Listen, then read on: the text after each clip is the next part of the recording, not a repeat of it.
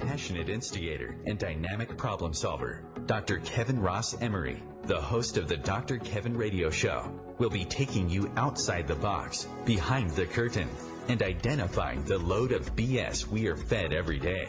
And now, Dr. Kevin. Hello, hello, hello. I am not Dr. Kevin, but I still do the hello, hello, hello, because that's his thing. Hey, everybody, this is Matt Connerton. You are probably familiar with me if you're a regular listener to the Dr. Kevin Show. I'm typically on with Dr. Kevin the first Thursday of every month, but occasionally he does ask me to guest host for him. And so he may be joining us later in the show. We'll see how that all unfolds, but he wanted me to at least be here for the beginning. And I am supposed to be interviewing a guest, but apparently the guest is not here yet. So I will just kind of wing it until the guest either shows up or Dr. Kevin shows up or Dr. Kevin joins me or I'm joining Dr. Kevin or whatever happens. It's the adventure of it all. But I don't mind a bit. This stuff is fun. So, hey, everybody, at worst, this may just kind of turn into a bonus edition of my show. I do a show called Matt Connerton Unleashed on IPMNation.com, and it also airs on WMNH 95.3 if you have to be in the Manchester, New Hampshire area. Used to do the show here on OMTimes for a while, actually, so if that's what I end up doing for the next hour, because I have no guest and no Dr. Kevin, it'll kind of be a little bit nostalgic. God knows there's plenty going on in the world, so there is lots to talk about. So here we are. It is Thursday, June 14th, 2018. I like to note the date because I know there's replays of the show throughout the week and whatnot. So if I do discuss current events, which is most likely where I'm headed with this, left to my own devices. And, if you're hearing it later in the week, I don't want you to be like, oh, that Matt guy, he's living in the past. He's talking about stuff that happened 3 days ago. But there has been so much. I mean, we live in an era where there is just so much happening. The news cycle it feels accelerated. It's almost, there's almost sort of a time distortion effect. I talk a lot about, I make this comment, and this isn't an original thought to me. I mean, I've heard many other people say this too, that in the era of Trump, I mean, it seems like he's already been president, and I heard people saying this a year ago. It seems like he's already been president for a full term. It just feels like so much time has already gone by. And it does. I mean, last week too, I made a comment on social media. I was sharing out the story that Dennis Rodman was going to be in Singapore for the summit, not to actually participate in the summit, but that he was going to be in Singapore during the summit with President Trump and Kim Jong-un. And I made the observation on Facebook. I said, what an amazing time to be alive. Every day is a little bit stranger than the day before. And it truly is. Dennis Rodman, by the way, I say that guy should get the Nobel Peace Prize.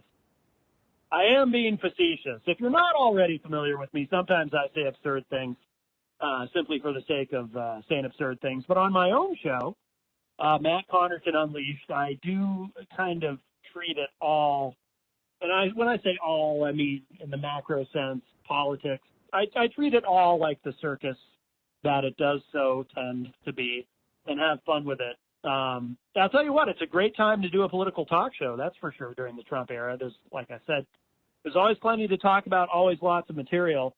And on my show, I do try to keep it kind of fun, kind of light.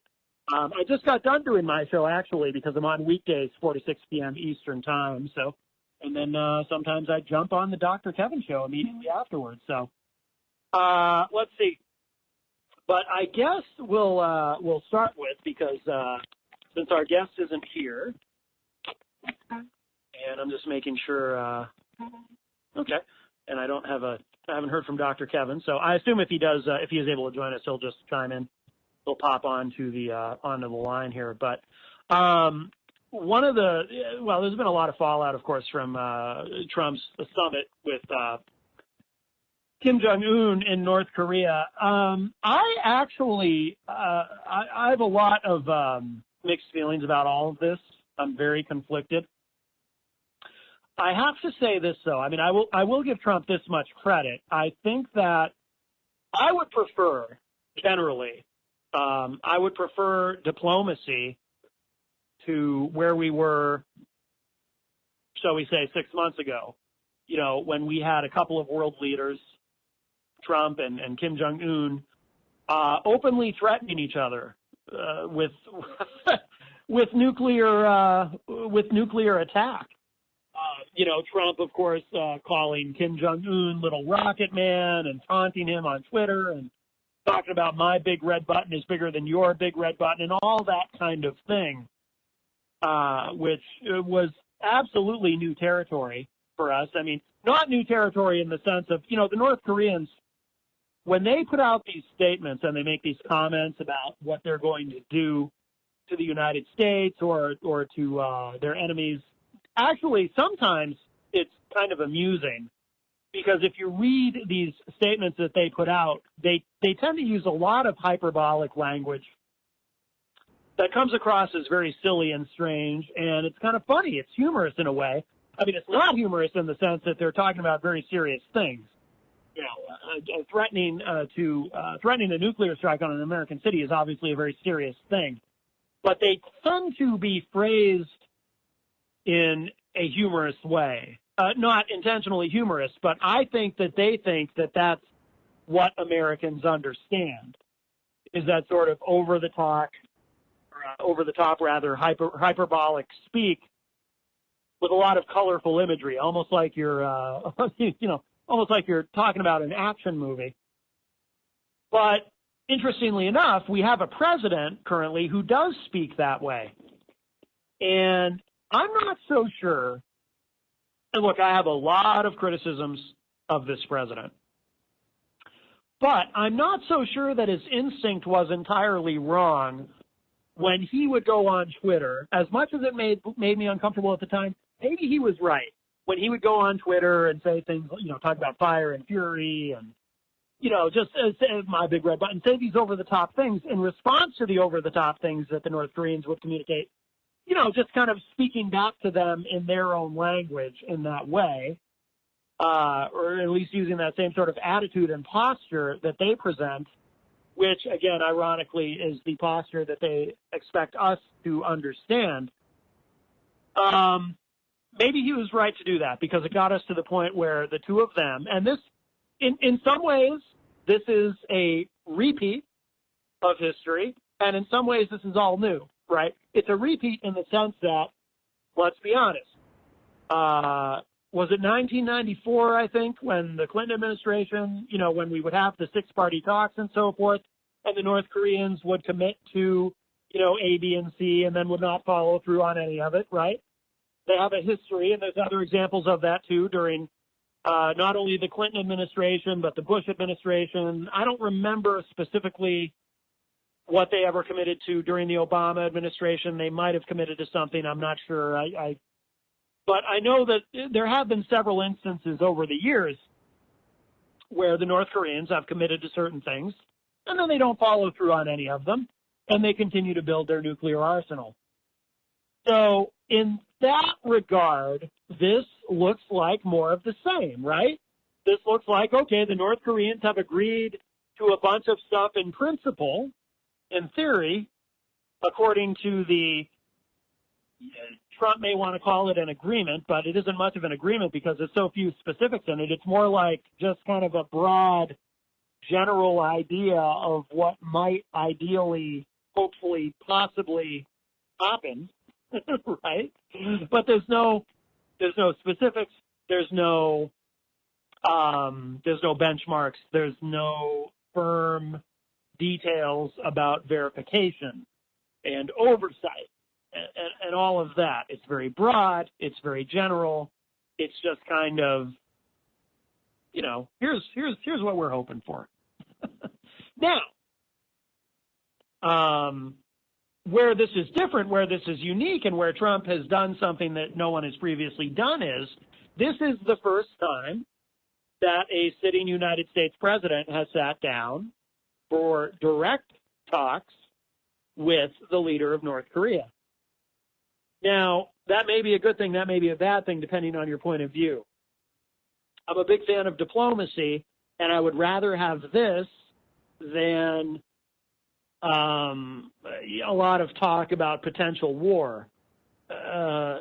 So I think it's basically a good thing in that way. Now, the downside to it, obviously, and one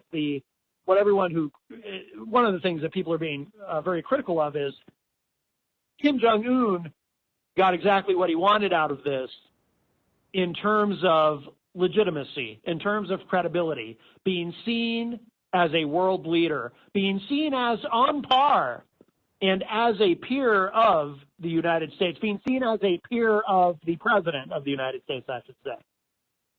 You know, and if you saw any of the footage on television of the meeting and of the presentations and so forth, there you see the United States flag and the North Korean flags side by side and being presented as equals and so forth.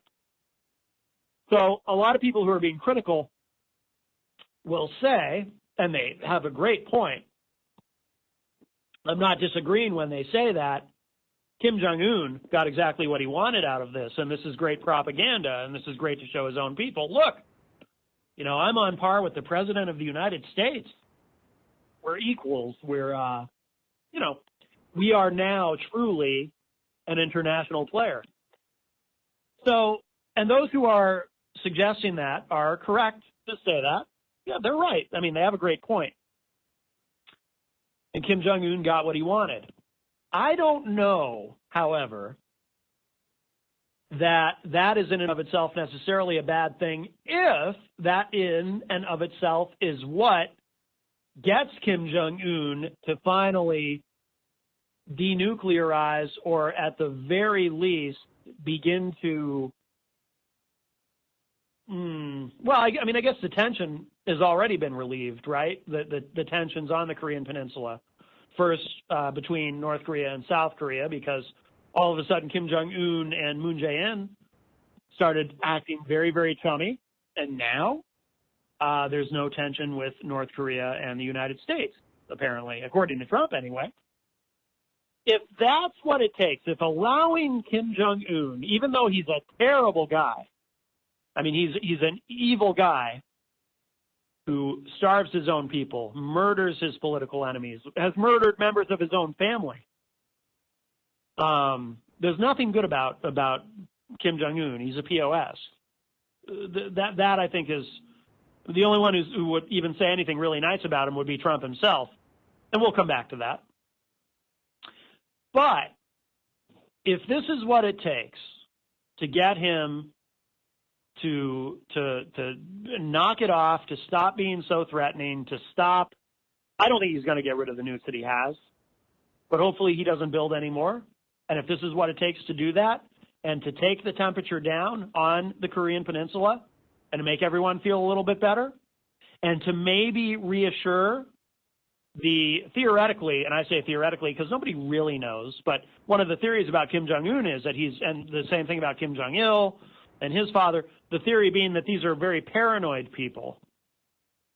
They're very paranoid because we have all those troops along the demilitarized zone protecting South Korea, and the Korean War on paper never actually ended and so forth, that they really believe that at any moment the United States and South Korea, we may invade North Korea. If this is what it takes to get them to stop being so paranoid and to stop with the threatening behavior and to stop being a menace, if that's what it takes, allowing Kim Jong-un that legitimacy that he does not deserve, I'm not saying he deserves it, the legitimacy, the credibility, allowing him to be a major player on the world stage as a nuclear power, he doesn't deserve any of that. He doesn't deserve anything good. He's a very, very bad guy. But if this is what it takes to get him to settle down, maybe we're all a little bit safer, so maybe it's not such a terrible price to pay, even though it is a very, very bitter pill to swallow. Now, Trump has been enormously and uncomfortably complimentary toward Kim Jong-un. And I want to think, because one of the theories about Trump's behavior, because just like nobody's ever really sure about Kim Jong-un, right? I don't think anybody's ever really sure about Trump either. Trump supporters pretend to be. But I don't think anyone's ever really sure about him. Does Trump really believe the glowing, wonderful things that he says? Trump's detractors will say, this is typical Trump. He insults our allies, as he did at the G7, or as I'm now calling it, the GWTF7, because of Trump's behavior. And I will give him no benefit of the doubt when it comes to the G7. To me, he just looks like a buffoon, the way he acted there and picking a fight with Canada, of all people. Like we're on the brink of war with Canada. I'm kidding, but wow. No, but I don't want to get sidetracked. But does he really believe the glowing things? Because his detractors will say, this is typical Trump. He offends and upsets our allies, but he's perfectly willing to cozy up to dictators like Putin, for example, like Erdogan, like Duterte, like Kim Jong-un. He seems to like dictators because deep down, that's what he is. He's an autocrat. He's a totalitarian. He's a dictator. That's what Trump really is deep down. Personally, I don't quite buy it. Again, as much as I criticize this president, I don't believe that Trump really is that. I think that, but if you're a regular listener of my conversations with Dr. Kevin on this program, or if you're a listener of my show, you already know I don't think Trump ever even wanted to be president. But we got to take a break. Looks like I'm flying solo so far. More of the Dr. Kevin Show. This is Matt Connerton in for Dr. Kevin on OMTimes Radio. We'll be right back.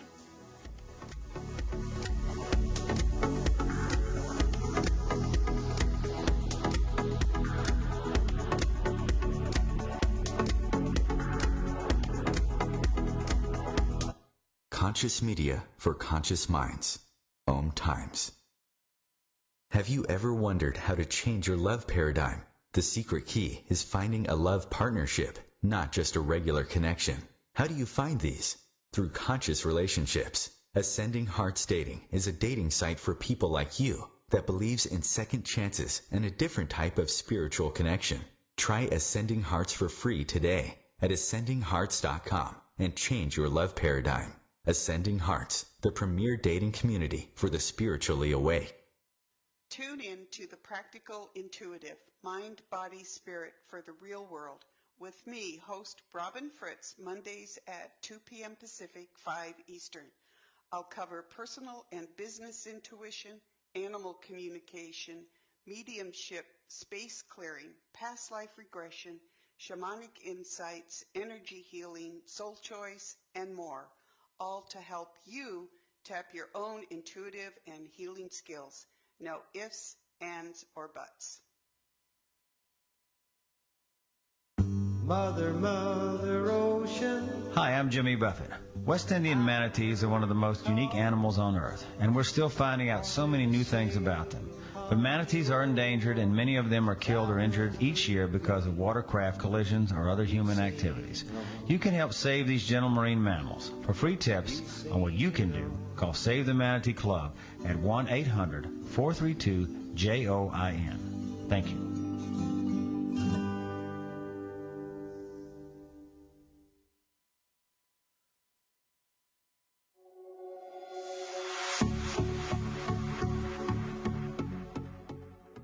Hey, everybody. Welcome back. You are listening to the Dr. Kevin Show on OMTimes Radio. As Dr. Kevin likes to say, changing the world one ohm at a time. I try to say it like he does. This is Matt Connerton from Matt Connerton Unleashed. I'm in for Dr. Kevin tonight. We may or may not be hearing from him. He contacted me earlier and asked if I could cover for him at least the beginning of the show. But he's tied up with some other business, but he may chime in. But if not, I'm glad that you are here with me, then we can spend this time together. And before the break, of course, I was discussing Trump and the, the North Korean summit and so forth. Or what do we call it? Do we call it the North Korean summit? Do we call it the Singapore summit? It was in Singapore, after all. So anyway, but I was just saying before the break, when the music came on, I was saying that I don't think Trump, I'm sticking with my theory. I don't think Trump ever wanted to be president. I've been saying that all along. Most people disagree with me, but not all. There are some who do agree that Trump is the accidental president, that this was not the plan. He intended to lose the general election and then paint himself as a victim and use that to launch Trump TV and so forth. I mean, even if you disagree with my theory, you got to admit it would explain a lot. I mean, he didn't look to me like he was trying to win. And he didn't look happy on election night. I thought he was going to, I thought he looked like he was going to cry, to be honest with you. Anyway, so we'll see where this goes from here. There is other breaking news today that I want to get to, of course, that does relate to Trump. But we'll see where this goes from here.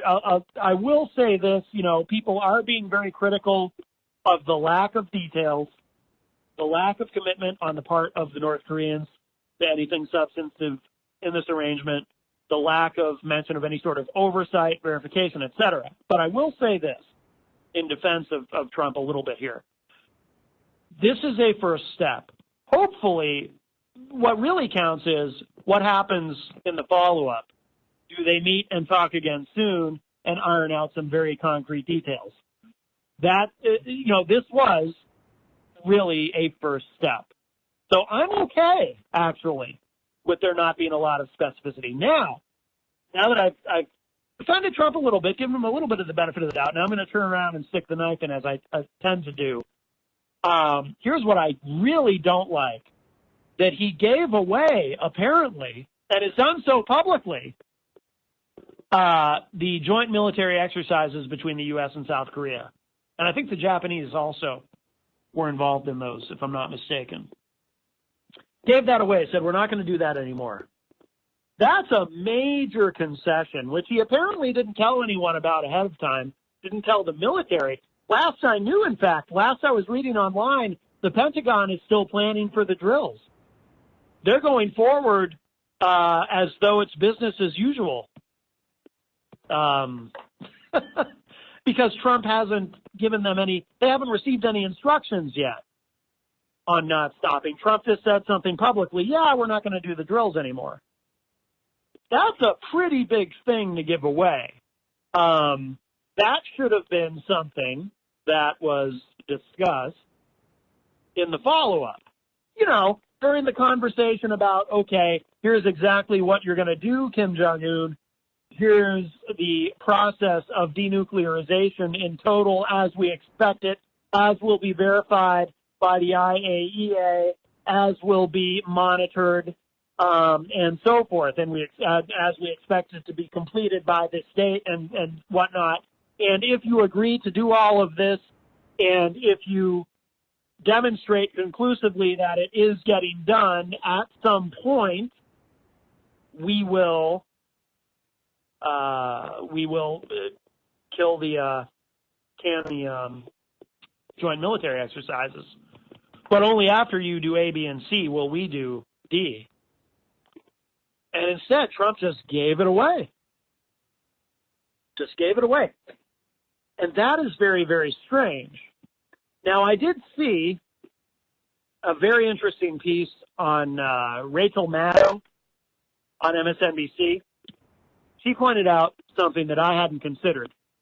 So North Korea borders China,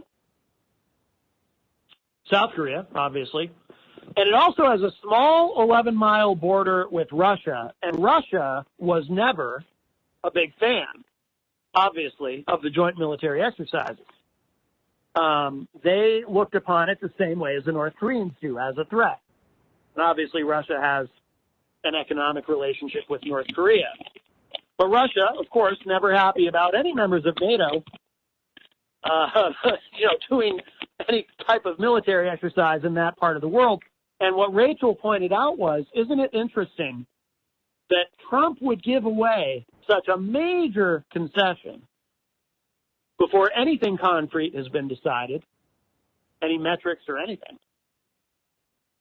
What's the one thing he just gives away without even telling his own military, without really discussing it with anyone? We don't know if he even discussed it with John Bolton or Mike Pompeo or John Bolton's mustache, because I'm convinced that John Bolton's mustache is its own separate entity. I really believe that.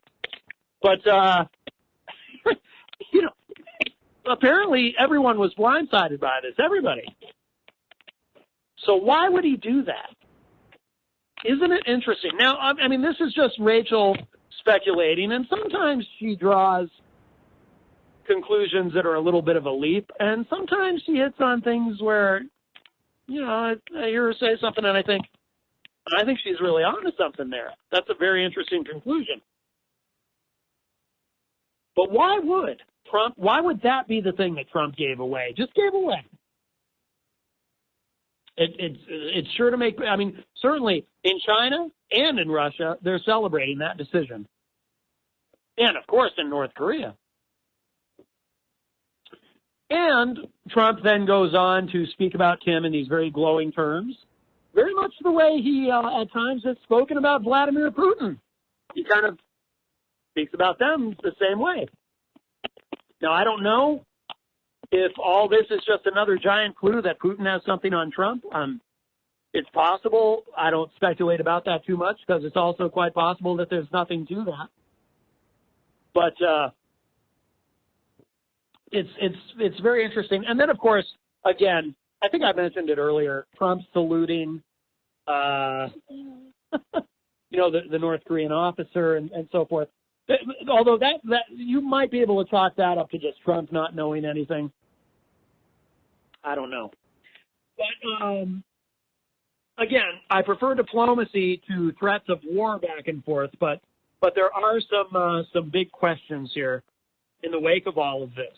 But again, I will give Trump this much benefit of the doubt. Let's wait and see what happens next, because in theory, this is only the beginning of what will hopefully be follow-on conversations that are productive. And it's quite possible that Kim Jong-un actually is acting in good faith, and that all he really wanted was the legitimacy and the credibility, being seen as a world leader. He got that. You can check that off. And reassurances directly from the United States that we're not going to invade North Korea and that we're not going to cause any issue. I've often said, I've said a million times, I've had this long-standing sort of fantasy that if I were president of the United States, I would love to get in a room alone with Kim Jong-un and just put my hands firmly but gently on his shoulders and look him right in the eyes, man to man, and say, look, dude, we need you to relax a little bit, okay? Just chill out. We're not going to invade you. Nobody's going to invade you. Nobody cares about invading North Korea. Nobody wants to do it, so just relax. You don't need to build nukes. You don't need all this tough talk. You don't need to be threatening anybody because nobody's going to do anything to you. Just chill out, and we'll all get along just fine. It's a fantasy I've always had. Anyway, let's see. So, the other bit of some other Trump news. Trump is being sued by the state of New York. Let's see. This breaking news today is from Salon.com. I have the article here, but I didn't get a chance to it's been a busy day. I didn't get a chance to pre-read this. But every day is a busy day in the world of Trump, in the Trump era, if you will. Salon says New York's Attorney General sues Trump family alleging years of illegal conduct at charity. Barbara Underwood claims, quote, as our investigation reveals, the Trump Foundation was little more than a checkbook, unquote. This, by the way, and before we get into the article, and like I said, I'm learning about this too. I didn't get a chance to pre-read any of this. But this is the same thing that they always say about Hillary Clinton and the Clinton Foundation, right? that it's really just it's a big piggy bank for the Clintons. This is what Trump and his ilk would say about that. Also, too, Fred Bonig I'll give you a website, thedailyripple.org. Thedailyripple.org, which is a great website. It's a news aggregator run by my friend Fred Bonig, who also is somewhat of a contributor to my program, Matt Connarton Unleashed.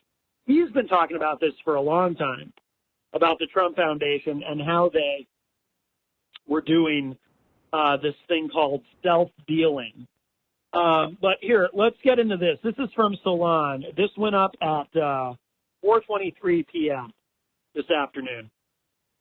New York Attorney General Barbara Underwood filed a lawsuit against Trump and his charity, the Donald J. Trump Foundation, today, alleging that the president and his family illegally used private foundation money to cover business, personal, and political expenses.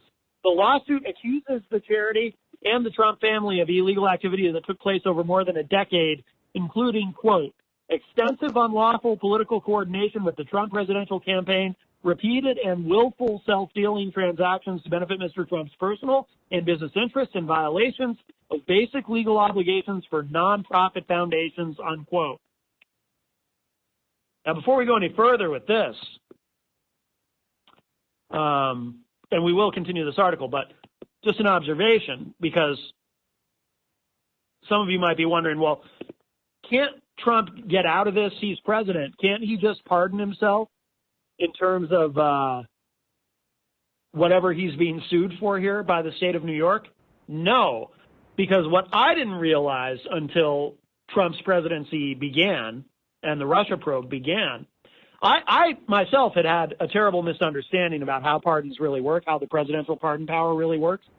I thought the president could pardon anybody for anything, including himself. Well, there's a lot of debate now about whether a president can actually pardon himself, just as I'm sure there was in the time of Nixon. Of course, Nixon was pardoned by Gerald Ford. And obviously he knew Ford was going to pardon him, or I'm sure he would have pardoned himself out the door. But I didn't realize, again, until the beginning of the Trump presidency, that if it's a state investigation, Trump cannot pardon if it's not federal. So in other words, if somebody is charged by the state of New York for something, or Trump himself is charged with something, he has no power to pardon in a case like that. It has to be federal. So anything related to the Mueller probe, in theory, Trump can issue a pardon. Anything related to an investigation by the state of New York, Trump cannot. This is why Trump will not resign, by the way, if he is in fact guilty of something. If the Mueller investigation will in fact ultimately lead to the conclusion that Trump need be charged with something criminal. This is why Trump will not resign. Because if Trump resigns, well, not only does he lose his pardon power, obviously, but if Trump were to resign, that kicks the Mueller investigation back to, if Trump is no longer president suddenly, back to the state of New York. And it's a little more complicated than that, but basically that's what would happen. And if the state of New York is investigating Trump, former president or not, he's vulnerable, and everyone connected to him is vulnerable. So continuing on with this, Underwood said in a statement, quote, as our investigation reveals, the Trump Foundation was little more than a checkbook for payments from Trump or his businesses to nonprofits, regardless of their purpose or legality. This is not how private foundations should function, and my office intends to hold the foundation accountable for its misuse of charitable assets, unquote. The lawsuit filed in the New York State Supreme Court seeks to dissolve the foundation. The complaint states, quote, for more than a decade, the Donald J. Trump Foundation has operated in persistent violation of state and federal law governing New York State charities, unquote. Let's see, the statement goes on to say, quote, the pattern of illegal conduct by the foundation and its board members includes improper and extensive political activity, repeated and willful self-dealing transactions, and failure to follow basic fiduciary obligations or to implement elementary corporate formalities required by law, unquote. The complaint alleges that the charitable foundation engaged in illegal conduct by using public funding to promote Trump's 2016 presidential campaign, and that the foundation reaped more than $2.8 million to fund his electoral bid. The lawsuit claims, oh, I just realized something. That's what Trump meant. I almost said clump. That's what Trump meant. That's what Trump meant when he said, oh, I'm self-funded. I'm not taking any money. I'm not taking any donations. I'm self-funded. Right, of course. Because he was self-dealing through his foundation. It makes sense now. So he actually was sort of telling the truth in a way. I mean, charitable when I say that, obviously. Let's see. The lawsuit claims that Trump's campaign, quote, extensively directed and coordinated the foundation's activities, unquote, in connection with an event for veterans in Iowa. Remember this? That Trump held in 2016 instead of participating in a presidential debate. The foundation allegedly helped to both organize and promote the event. Oh, it's all coming together now, isn't it? I remember that vividly. He was so mad. What was he mad about? What was his reason? Oh, he didn't like one of the moderators or something. He said something like, if Megyn Kelly's going to be there, I'm not going to be there. I'm going to go do this event instead. The event was to raise money for his campaign in the guise of raising money for veterans. I really believe, by the way, and I digress a little bit here, I believe that that is the real reason we don't get to see Trump's tax returns. Because if we did, we would know how uncharitable he actually is.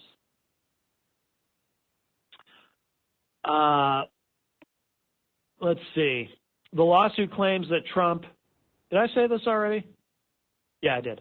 Let me skip down here. The Attorney General cited emails showing the campaign, quote, played the lead role in determining, I think it's supposed to be played the lead role in determining the deposition, unquote, of the fundraiser proceeds, including ones showing then-Trump campaign manager, New Hampshire's own, he's a hometown boy, I've met him, Corey Lewandowski, communicating with foundation staffers after the distribution of the funds, according to the lawsuit. I'm from New Hampshire, by the way, for anyone who's wondering about that comment, and so is Corey Lewandowski. We have mutual friends. Anyway, we have to go to a break. I hear the music. You're listening to the Dr. Kevin Show. I am Matt Connerton, in for Dr. Kevin, here on OMTimes Radio. I'll be back right after the break. Don't go away.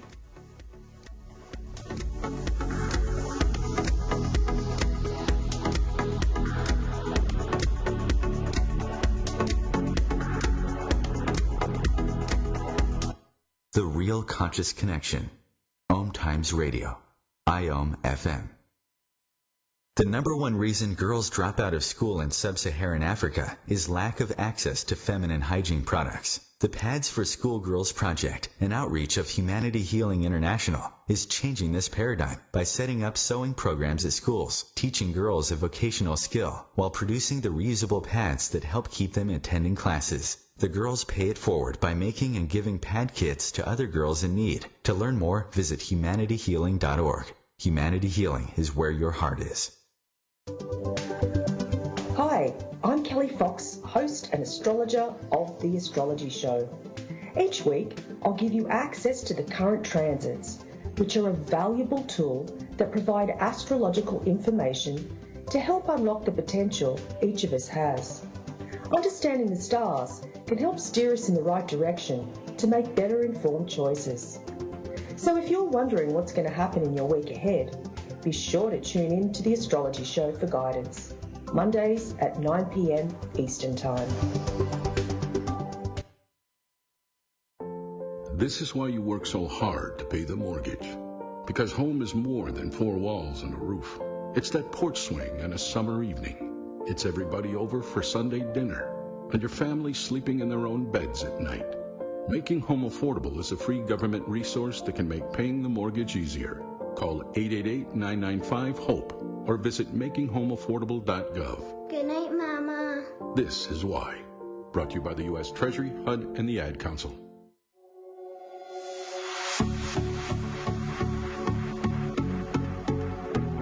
Hey, everybody. Welcome back You are listening to the Dr. Kevin Show. We are live on OMTimes Radio. I am not Dr. Kevin. This is Matt Connerton. I host a show called Matt Connerton Unleashed, which you can hear weekdays 4 to 6 p.m. Eastern on IPMNation.com. And if you're in the Manchester, New Hampshire area on WMNH 95.3 FM, you can also watch the show live on Facebook Live on the Matt Connerton Unleashed Facebook page. And tonight's edition, this week's edition of the Dr. Kevin Show has kind of been an unofficial bonus episode of Matt Connerton Unleashed. So we may yet hear from Dr. Kevin. I'm not sure. When he contacted me, he said he knew he wasn't probably going to be here for the beginning of the show, and he wasn't sure at what point he could join because he's got something else going on. Nothing bad, by the way. I should just clarify for anyone listening who's concerned. It's nothing bad. It's actually something very, very good and positive that Dr. Kevin had to take care of this evening. But as you can see, or as you can hear, it has prevented him from joining us thus far. So he may yet pop in, or he may have been about to pop in and listen to a little bit of the show and said, I'm just going to let Matt go because it sounds like he's having fun just running his mouth, which is what I like to do on the air. But this has been fun. It's kind of like, I used to do the show on OMTimes, actually, so Matt Connerton Unleashed. So like I said, it's a little nostalgic to be doing this. But this is what I used to do, and this is what I still do weekdays online and various other venues. And I'm glad you're all listening tonight, or I hope some of you are listening. I hope I didn't drive people away who are used to Dr. Kevin, and then I come on and start yelling. But anyway, so I'm going to move on to something else. I don't want to – oh, actually, that was pretty much the end of the article anyway from Salon. But, yeah, the state of New York, if you're just joining us and you haven't seen the news, the state of New York is suing Trump and the Trump Foundation over what amounts to self-dealing is the term, using the foundation to raise money, which, in theory should be going to veterans, to raise money for himself, for his family, for, to pay business expenses and to pay campaign expenses.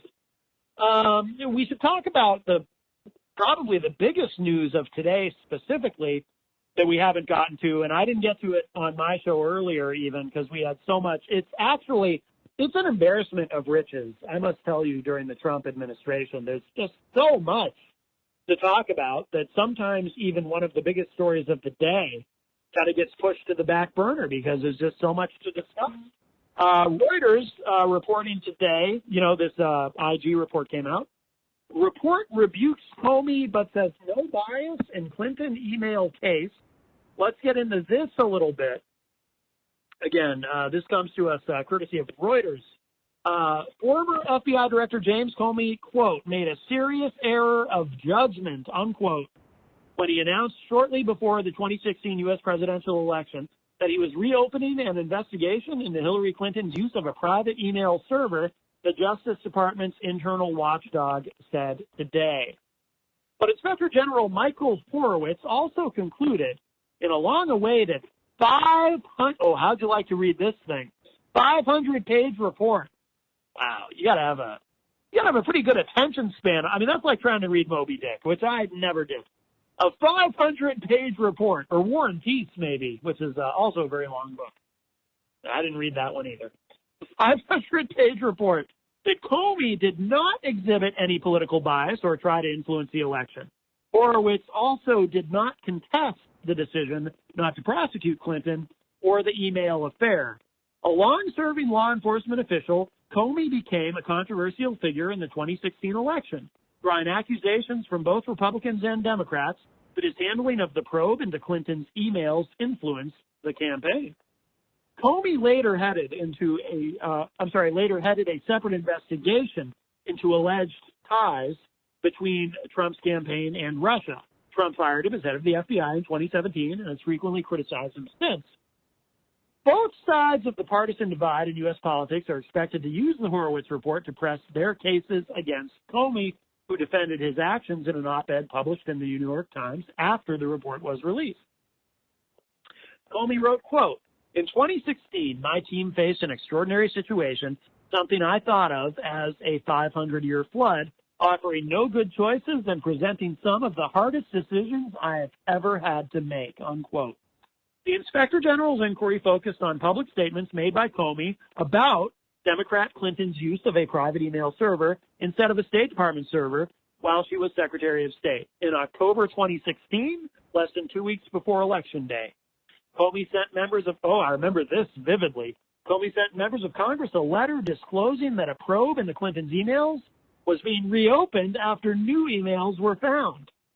2 days before the election on November 8th, or before the November 8th election, so this happened November 6th, Comey said the FBI found no additional evidence in the new emails, but Clinton contends the letter contributed to her defeat by Trump. It probably did. John Podesta, who ran the Clinton campaign, said, quote, the report demonstrates beyond doubt, unquote, that Comey was unfair to Clinton by announcing developments of the email investigation during the campaign while not revealing the presence of the separate probe beginning in July 2016 into the Trump campaign and Russia. Podesta told Reuters, quote, this report confirms what we have known for a long time, that the FBI inappropriately applied a double standard to the Clinton and Trump investigations, which hurt her and helped elect him, unquote. Trump's allies have signaled they will use the Horowitz report to press their argument that Comey did not act properly while overseeing the Russia probe. The report, here's where we get to the Comey part in terms of what he did wrong, because he doesn't, apparently they conclude, nothing criminal, but that doesn't mean that all his behavior was above board. It says here, the report sharply criticized Comey for violating Justice Department policies and accused him of usurping the authority of then Attorney General. In July 2016, he held a news conference to announce there would be no charges against Clinton for her email use as Secretary of State. Comey chastised Clinton for being extremely careless, but said there was insufficient evidence to charge her with a federal crime. That upset Republicans, who said Comey's statement could have helped Clinton's election campaign. Comey said Lynch forced his hand when she did not recuse herself from the Clinton probe, even after a June 2016 meeting, I remember this vividly too, with former President Bill Clinton aboard her plane, raised concerns she was conflicted. Thursday's report found that while Lynch did not discuss the email investigation with Bill Clinton, she failed to recognize the appearance problem created by the meeting. And how she didn't get that, by the way, is baffling. That should have been obvious to her. Trump and his allies have accused a clique of FBI and Justice Department officials of working against Trump. The Horowitz report was highly critical of Peter Strzok and Lisa Page, two FBI staff members who exchanged highly charged political messages, finding their text cast a cloud over the FBI and created the appearance of bias. In one newly released email from August 2016, Page wrote to Strzok asking, Trump's not ever going to become president, right? Right. Strzok replied, no, he's not. We'll stop it. Let me pause here for a moment because there's more to this. I know we're probably going to run out of time, but the one thing that has made me really skeptical about the FBI, these FBI agents, and this alleged sort of conspiracy, to make sure that Trump lost, I have been skeptical about that, and I continue to be. Trump supporters would look at this and say, see, this is a smoking gun. She's saying to him, Trump's not ever going to become president, right? And he's saying, no, he's not. We'll stop it. So supporters of Trump would say that's a smoking gun. It's obvious that they were plotting against him. Maybe. I'm open to the idea that that's true. This does seem on its face coming. However, it also conflicts with my theory. My theory that, just as I said, I don't think Trump ever wanted to be president. I don't believe anyone thought he would win. I don't believe Trump expected to win. I don't believe most Trump supporters expected him to win. Every Trump supporter I know will say to me, oh, of course I knew. I knew all along he could do it. I believed all along. Yeah, I always say, yeah, sure he did. I don't believe anyone really believed he was going to win. I find it hard to believe that these FBI agents really thought he was going to win. I really believe that to most people, whether they wanted to admit it at the time, whether they want to admit it now, to most people, Hillary Clinton was the presumptive next president. But, you know, so how do you explain this exchange, by the way, of text messages? Well, maybe they were kidding. Maybe it was sarcasm. No, we'll stop it. We'll make sure he doesn't win. You know, being sarcastic about it. Like, well, of course he's not going to win. We already know he's not going to win. Because no one expected him to win. I'm committed to that idea. So I don't believe there was any serious, personally, I don't believe there was any serious FBI conspiracy to prevent a Trump presidency. Because I find it hard to believe that they actually believed that he was going to win. I could be wrong, though. I'm not convinced of what I just said. I'm just telling you I'm skeptical that there was an actual FBI conspiracy. And I would not be shocked if these text messages were, in fact, sarcasm between the two. Let's see. We'll continue with this Reuters article. I don't want to run out of time. Let's see. Although the report found no evidence that bias impacted decisions surrounding the Clinton email probe prior to 2016, it said that there were questions about whether bias could have factored in to Strzok's professional judgments later that fall. In a statement, Strzok's lawyer, how do you say this? Aitan? Aitan? I'm going to go with Aitan. Aitan Goldman. It's a name I've never seen in my life. Aitan Goldman said the report, while flawed in some conclusions, found no evidence that his political views had an impact on the Clinton probe.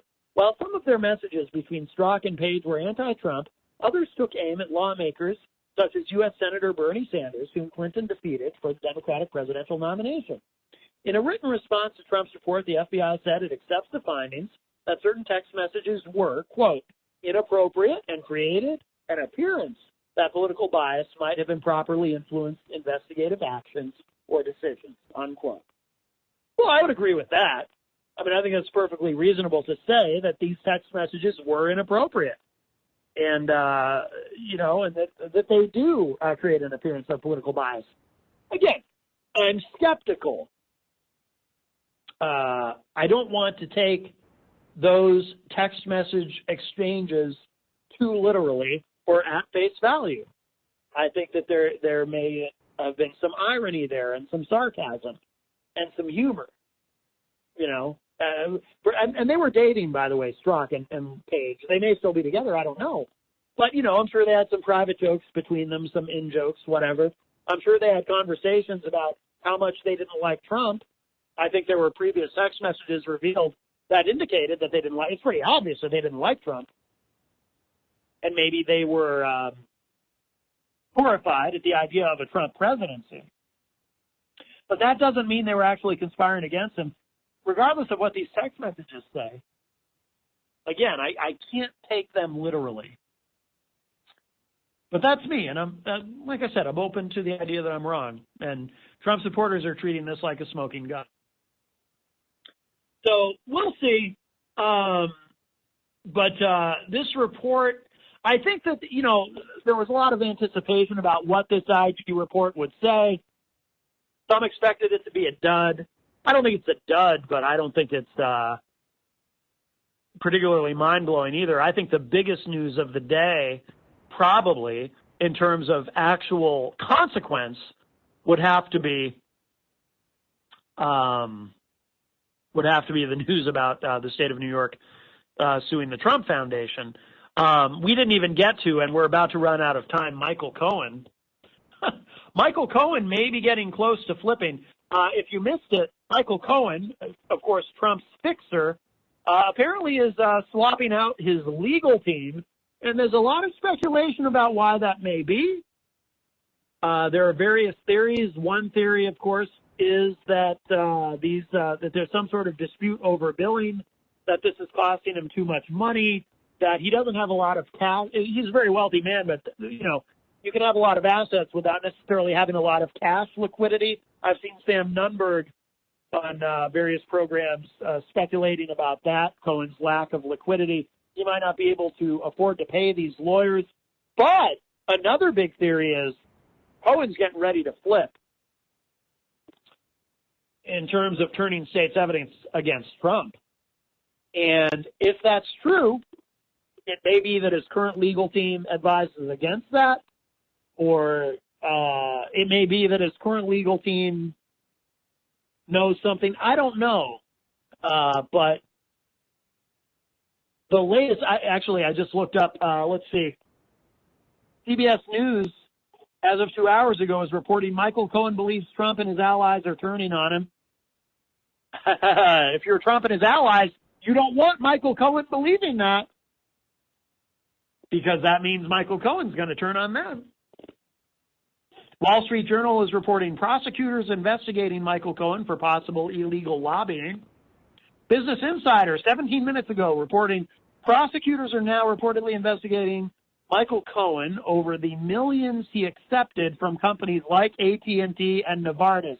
Yeah, remember that? It turns out these companies, AT&T, Novartis, they hired him. They paid him millions of dollars in consulting fees to basically not do any actual work. Really bizarre. All right, we're out of time. This has been the Dr. Kevin Show. My name is Matt Connerton, in for Dr. Kevin this week. I'm sure he'll be back next week. Thank you to Dr. Kevin for asking me to fill in. Thank you to OMTimes Radio. This has been a lot of fun. Please check out my show, Matt Connerton Unleashed. Go to IPMNation.com for all the details. And I'm sure I will talk to you all again soon. Thanks, everybody.